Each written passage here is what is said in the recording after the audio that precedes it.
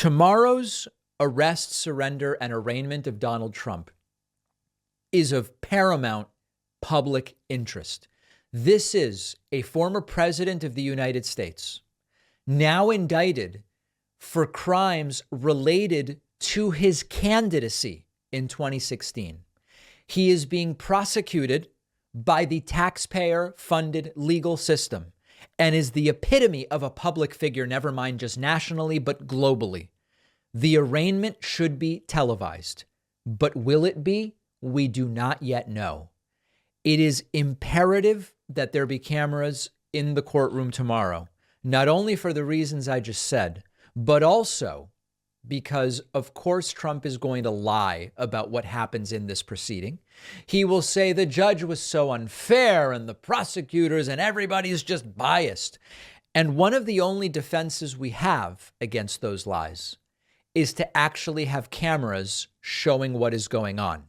The New York Times' Maggie Haberman appeared on CNN and made the exact same argument. Let's take a listen. Yeah, well, I mean, what do you think? I mean, if there is a camera in the room, that's a remarkable moment in and of itself, but it could be important to actually get a clear view of what happened inside that courtroom. Absolutely, and there is a compelling public interest argument to make. It is absolutely true that New York is really regressive in terms of cameras in the courtroom.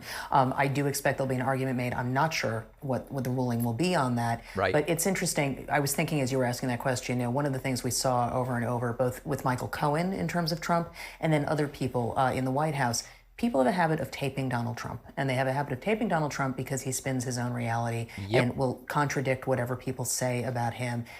A camera would be pretty vital in terms of people understanding what happened and not being told that something is fake news. And in an era where Trump is saying that all of these reports are not true, I think there is a compelling argument for it. I am skeptical that it will happen. I covered courts in this state.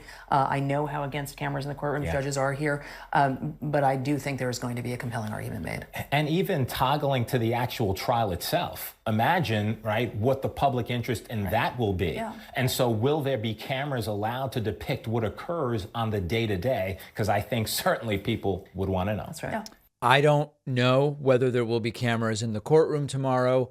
I sympathize with the skepticism from Maggie Haberman because indeed, oftentimes there's questions, why weren't there cameras in the courtroom? And sometimes it has to do with, well, it's a federal court rather than a state court, and there are different procedures there. New York State also notoriously strict about having cameras in the courtroom.